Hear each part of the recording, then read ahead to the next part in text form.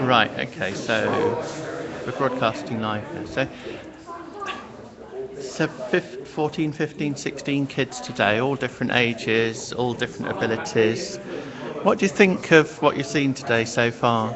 I mean, I've probably been here for about an hour and a half, and I think it's just incredible to see such energy from some of these projects. I mean, some of the kids are building Arduino-based smartwatch, um, and they're soldering electronics, they're putting things together, they're writing the software, they're really kind of building these great little products and projects. We've got another team which is building what could actually be turned into a very sellable product. And they're writing and dealing with complex problems already at a very early age. And actually, seeing some of the passion and the ideas that they're having makes me wish I had some of this talent in some of the teams that I manage on a day-to-day basis.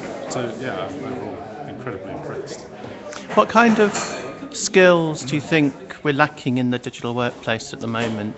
I think, quite honestly, I think one of the biggest problems is people just being able to solve problems.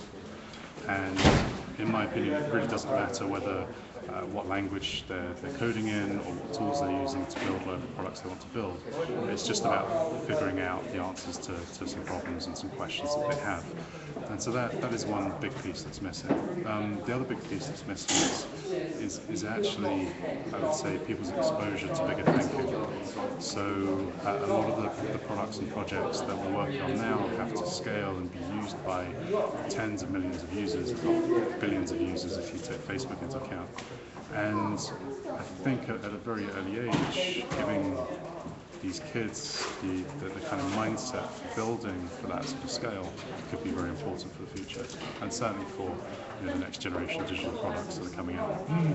I read today on a Reading Room blog, Reading Room, the digital company from Manchester, someone suggesting that young people today don't know enough about basic computing and computers and hardware.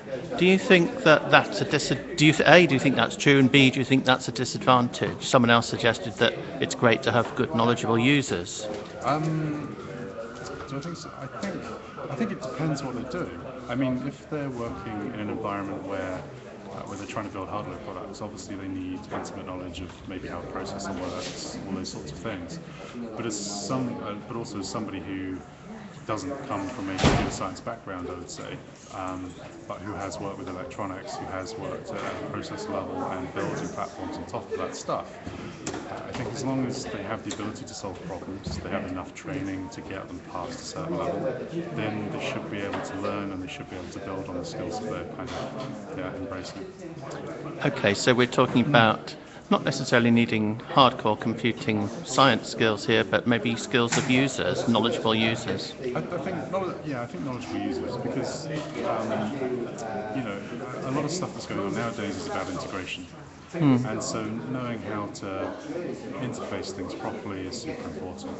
Knowing how to read the schematics of what they've got to integrate with is super important.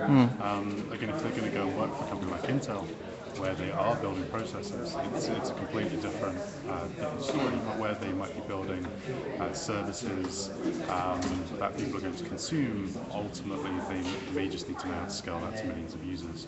They may not need too much hardware knowledge. Okay. And hardware is becoming a commodity, and it has been for many years. And so a lot of those platforms are things that come out of the box, people plugging together in order to build large-scale products. If you could hire some more people tomorrow, how many people do you need at the moment? I'd probably say at least 10 or 15. In previous companies, we've needed, to increase team sizes by 20, 20 to 40 here and there, and getting the right people out of the marketplace is super difficult. There's such a lot of people in the marketplace, but there's quite a small talent pool, if that makes sense. So there's a lot of people that think they can engineer things and that think they can do stuff. There's actually very few people that have a really great kind of engineering quality about them. that can really build the next generation of products. So you're looking for engineers, you're looking for Engineers, product people, product managers, engineers. When I say engineers, I mean front-end engineers that are making the products look and feel amazing, and then back-end engineers that are dealing with the data, dealing with the platform in general. So what's your advice to the average 14 or 15 or 16-year-old here today if they want a career in creative media or creative industries? I think the main piece of advice is just keep making things, keep pushing your boundaries, keep learning stuff. It doesn't really matter which coding languages you're working with.